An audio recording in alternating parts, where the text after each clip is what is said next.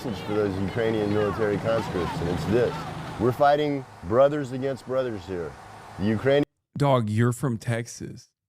Your call sign is literally Texas. Hi, this is the guy. Russell Bonner Bentley III, also known as Texas, and the Donbass Cowboy, was an American pro-Donetsk People's Republic pro-Russia figure in the war in Donbass and later in the 2022 Russian invasion of Ukraine. Bentley was initially a fighter on the pro-Russia side in Donbass, also becoming a popular YouTuber until his channel was deleted in early 2022. In addition to this, he worked for the Russian state-owned Sputnik news agency as a war correspondent. Prior to his activities in Donbass, Bentley was a marijuana activist who had stood for election in the U.S. Senate and a convicted drug trafficker who spent 5 years in prison. He became... No, this is not who we're talking about. I know the kid that died is like 21 years old. I'm just giving an example of like unique Americans who have a very specific type of brain rot that causes them to like literally go and be like, listen, I'm not just saying fuck America, okay? I'm also, you know, I'm also unironically going to join the Russian military to fight against America. Is on the separatist pro-Russia side. He's going to tell us how we ended up fighting alongside. Yeah, this is from 2015, where Texas. Oh, here it is. And I know from history that it takes communism to defeat fascism. So I'm a communist. I'm here to fight fascists. Did you think you'd ever end up serving in somebody else's military? When you open the American passport, it says you can lose your citizenship for fighting for another country's army. It says right there on the second. Huh. Does that happen for Israel, chat?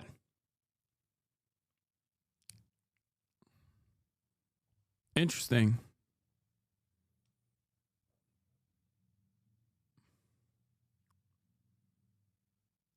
Page. Yeah, I'm not fighting for another country's army. I'm fighting for freedom and justice. I'm fighting against fascism. And the United States government is a fascist government these days. It is. It truly is. And so I fight fascism. And if the United States is fascism, then I fight the United States government. Tell me about how you got involved fighting for the separate. Is this one of those MAGA communists? Brother, this is 2015. MAGA wasn't even a thing yet. He's the OG MAGA communist before MAGA even existed as a movement. Because most people in the West actually support Ukraine, and they see this as a Russian invasion of Ukraine's sovereign territory. But it's not a Russian invasion at all. It's the people of Donbass saying, no, we're not going to have Nazis come here and tell us how to live. I'm fighting against fascism. I'm fighting against the genuine Nazis in Kiev. The Nazis that say Heil Hitler, that love Bandera, who is a terrible war criminal. And those are the guys in the Ukrainian government right now. And the United States government put them in power. And they're criminals. They're psychopaths. I mean, I was in Kiev just last week, and you don't see parades of people marching down the street with swastikas. He is literally the, oh my God, he's the opposite of Ryan Ruth. Oh my God. God, America is the most fascinating nation on the planet. I'm sorry. We have so many guys, okay? We have so many guys. We have guys for everything. We have guys on every side of every conflict, okay? This is the anti-Ryan Ruth, man. Fucking, this guy died. Yeah, he got killed by Russian military. Not every day, but they do. I mean, they do. I've been to a military parade as well in Kiev, and I didn't see any Nazi paraphernalia at all. Well, that's because the U.S. PR company that Poroshenko has hired has told me, keep the swastikas out. It looks bad on American TV. But they're there, man, and you know that they're there. Well, I've seen a couple of individual soldiers from the volunteer battalions. Okay, I must admit that he was definitely wrong on that. He was definitely wrong on that because the American PR did not give a shit at all. Like, they did not care at all about the swastikas. Well, he's dead now, so he doesn't know. I mean, I guess he died in 2024, so he probably saw that. But sporting actual, you know, Nazi sort of symbols. He's like, you see, I was right. Symbols. I've seen one guy wearing a swastika. I've seen one guy with a sort of SS on his hat. But what I haven't seen is fascist or Nazi ideology is part of the official ideology of the country or the army as a whole. I think that's exaggerated. There are individual skinheads, but this uprising in the East, it's primarily a Russian nationalist uprising. So it would seem the opposite of communist ideology. The declared goals aren't leftist, they're not communist. If anything, they're more right-wing. So how does that sit with your ideology?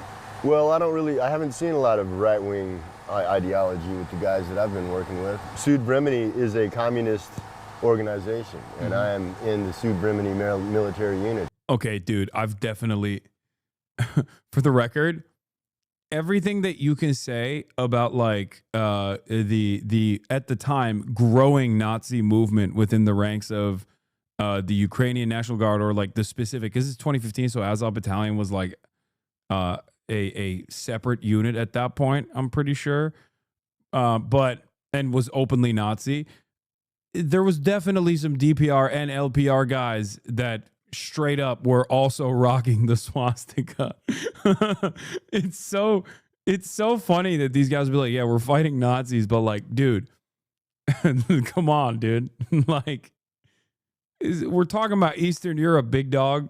Okay, a lot of people like the swastika there. I don't know why. They're all Slavs, all of them. So they were all considered subhuman by the Nazis, but they certainly still, that didn't stop them from, you know, as I was incorporated into the National Guard in 2014. My bad, I got the dates wrong. But I mean, you know, they're certainly there, okay? But this isn't to say that, like, you know, the Russian side didn't have its own version of Slav neo-Nazis. Like, that's crazy. You know, I mean, and I don't think it's so much right-wing, it's more just self-defense. You know, this is their land, their homes, their families. Remember that moment from the other Vice doc where they asked the Russian LPR fighter, would Lenin approve of your actions? And he said, no, he would spit on us. Nazis from the other part of Kiev are coming here. I mean, you know, when the fucking Nazis first came here and the people stood in front of the BMPs and tried to stop them with their hands, and the guys would shoot them or run over them. I was there. Yeah. They weren't Nazis. The guys who came with the BMPs were just regular Ukrainian military conscripts. Well, I've got a message for those Ukrainian military conscripts, and it's this. We're fighting brothers against brothers here. The Ukrainian... Dog, you're from Texas. Your call sign is literally Texas. What do you mean we're fighting brothers against brothers? Like, I get why, you know, people do say that, for sure. It's just him saying that is very funny. Because you're American from Texas. Indian military conscripts work for Peter Poroshenko. Poroshenko works for Obama. Obama works for oligarchs, American oligarchs. So you're fighting for American oligarchs. What we need to do is Ukrainian army, join Donbass army, go to Kiev, clean out the Nazis. А с чем боретесь здесь, конкретно в Донбассе? С укропами.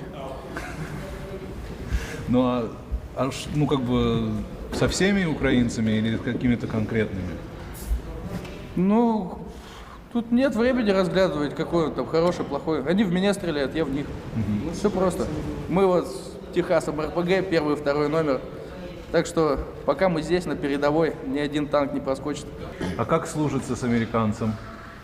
Ну, это очень, как сказать, если со стороны войны сказать, то это очень человек отважный. Так. Я вот учусь у него там ставить мины, там растяжки, он мне всему учит. Ну, и я его тоже там, что знаю, ему рассказываю. Ага. Вот такая взаимопомощь. А как вы, откуда вы знаете, что он не американский шпион? Да по нему видно.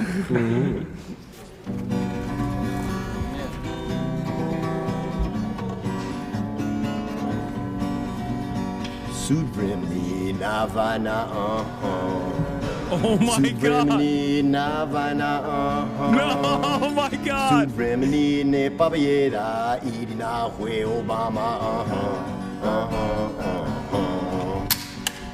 Right sector is gay. Private sector at the pederast, Правый сектор это педераст, он сосет мини автомат. К нам чаще всего приходят, у нас есть испанцы, есть итальянцы, Техас американец, да. А те, которые ощущают высочайший уровень неблагополучия в собственной стране, они там себя чувствуют некомфортно, когда они видят то, что происходит, когда они видят, как там опускаются люди. Они понимают, но не всегда они это могут объяснить, что эта война, она идет и в их стране тоже. Мы считаем, что то, что сейчас происходит, это фактически идет какая-то перекройка мирового порядка. То есть... Dude, I'm fascinated. I'm fucking fascinated with the mindset of a guy who's like, I hate America. Understandable position, okay? As an American, I hate America. It is a bloody affair. It is a bloody empire. It's really fucked up.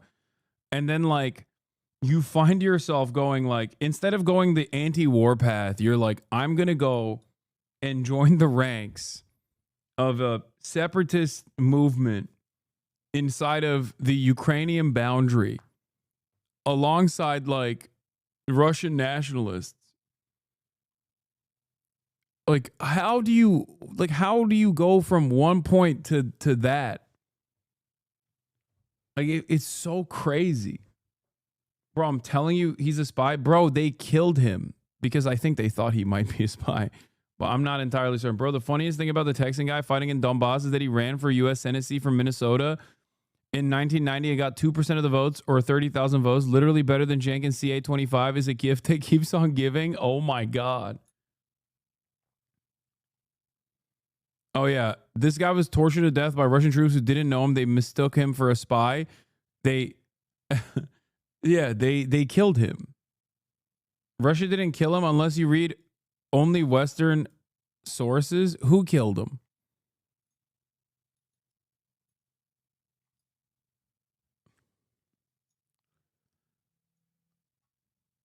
Brace Belden, but aged? No, like, Brace going to Rojava makes perfect sense. Rojava is doing an international call to arms for Marxists all around the world, right? Like, I don't think these guys did an international call to arms for from Marxists all around the world.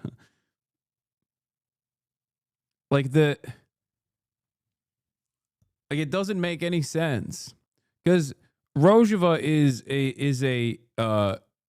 a militancy that was formed out of, like, actual Marxist principles, as opposed to a separatist movement that was born out of, like, that was getting fucking help from a country that is not even remotely socialist, you know? It was investigated by the Russian MOD. What the fuck is that chatter about? Iranian troops sourced from Ryan Ruth killed him. Ryan Ruth would never work with the IRGC. Ryan Ruth only worked with Afghan troops that were NATO trained. Bentley recalls his upbringing in Texas in a well-off family where he was passionate about literature and poetry. However, he was always in his environment, drawn as a young man to the struggle against injustice, influenced by events such as the Vietnam War and the Civil Rights Movement. However, he did not find his political path until the outbreak of the conflict in 2014. There's got to be, like, a separate Jerusalem syndrome, but for Ukraine, I think. It just, like, it does something to people on both sides. I don't know how. I don't know what it is, but they got their own version, it seems, of Jerusalem syndrome in Kiev syndrome, I guess. So why not fight Nazis there instead of coming here to fight? Maybe 1980. Как бы и в исправленном и улучшенном варианте. Мы называем это СССР 2.0. What can you tell me about your views of America? What kind of... What would your position be for an American who go to South Lebanon and join Hezbollah? Americans are like that. I can see that happening, for sure. I could totally see that happening. If there was entry into the Gaza Strip, I could see an American joining Hamas.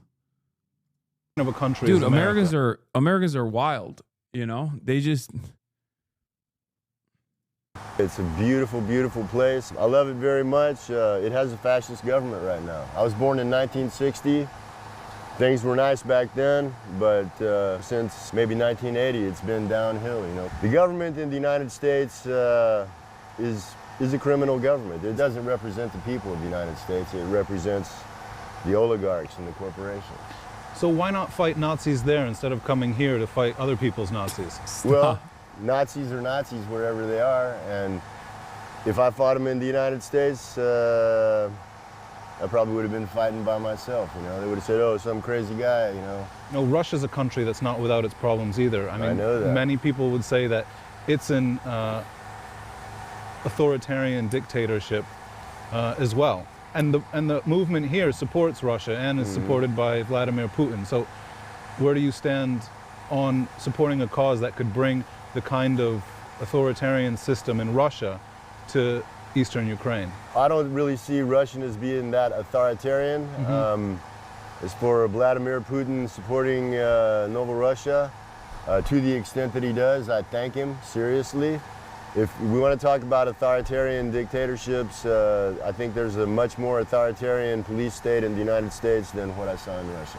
But you don't see the leader of the opposition in the United States being gunned down in front of the White House, and just a few weeks ago, the most prominent opposition figure in Russia was shot in front of the Kremlin. The Russian government would not gun him down in front of the Kremlin. That's a pretty obvious false flag, if you ask me. I mean, it's the CIA said, hey, we don't need this guy anymore. Let's kill him and blame it on Putin. What do you think about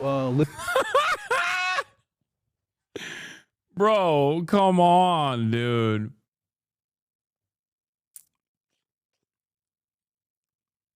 liberalism? Do you think Europe and the West are getting too liberal? Because some of the other members of Sud Vremeni, the unit that you're from, told me that they're unhappy with the way homosexuality is being promoted as they see it in Western countries, for example. Well, you know, I'm not gay, but I'm completely unprejudiced against gays. I believe that people have a right to love whoever they want. They should be able to marry whoever they want. But I can see the point of the guys here.